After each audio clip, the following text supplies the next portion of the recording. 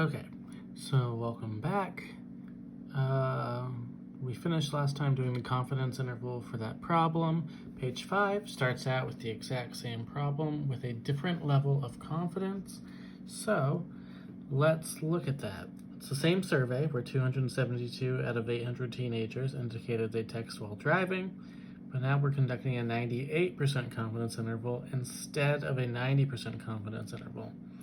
So we've still got the same point estimate, which is 272 over 800, which is 0.34. We still need the critical value, but now this is where it changes. The critical value for 98%, that's the area where on our curve, if we want to include 98% of values, that means there's only 2% on the outside, which leaves only 1% on each side. Now, if you look back at the chart on the previous page, it gave you what that actual critical value is. It's 2.33 for a 98% confidence interval. So we know that this is 2.33.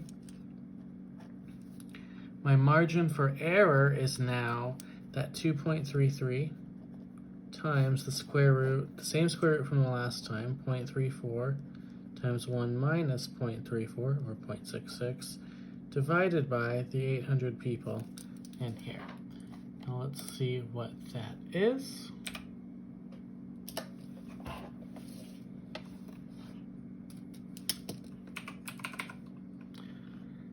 Let's see. Going to type it in real quick. I also don't have a calculator, which might surprise you, maybe it won't, but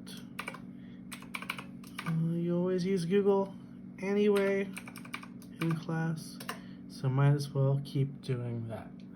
Looks like this is 0.0390 if we're rounding to 4 decimal places. Now what do you notice compared to the last problem for this one? It's bigger, because in order to catch 98% of values, I need to cast my net wider as opposed to when I only wanted 90% of values. This is 0.0390. So what does that mean? If I'm trying to find my confidence interval, I need to take that 0.34 and subtract 0.0390 to get the lower end, and 0.34 plus that 0.0390 to get the higher end. Now, what is that? Well, it should be 0.301 to 0.379.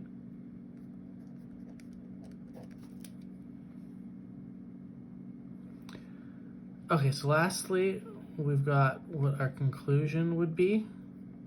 We can say we're 98% confident.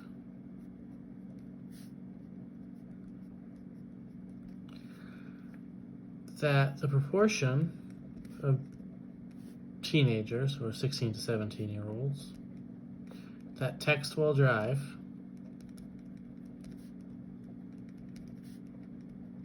is between that 0.301 and 0.379. So these aren't too bad. They always have the same steps. You need to find your proportion, find how confident you need to be, and you end up using those to do the rest.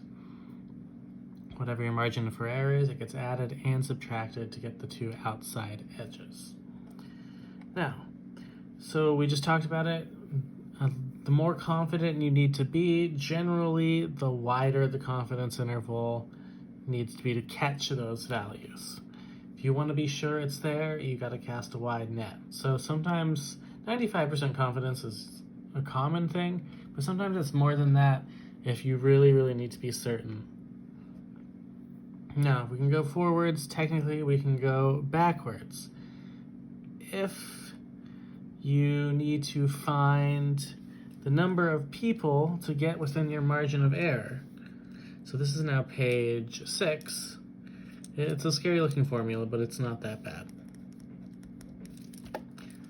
There's this formula which says it's n equals p hat times 1 minus p hat times z alpha over 2 over e squared.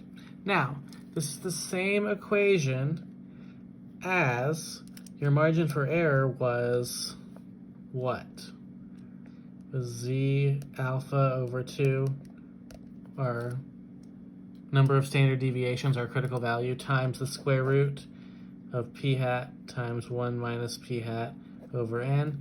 This is just the same equation with some algebra applied to it to get n by itself. I have to square to get rid of the square root, which is why both of z alpha over 2 and e are squared. And then to get n to the numerator, it ends up flipping, so e is in the denominator. Now, that's not so important. If you can just apply this formula, you're going to be fine. Now, the problem is, most of the time, you aren't going to know what p hat is because you kind of just need to know how many people are going to have to sample to get an accurate reading. And then you can use that sample number to get your population proportion. So oftentimes you don't know p hat. Sometimes you know it from before, but if you don't know it from before, the good news is, as one of these gets bigger, the other one gets smaller, and they multiply together, so that product maxes out when they're each at 0.5. So at the very worst case scenario, you can always imagine both of those are 0.5, and that will give you the biggest it can possibly be.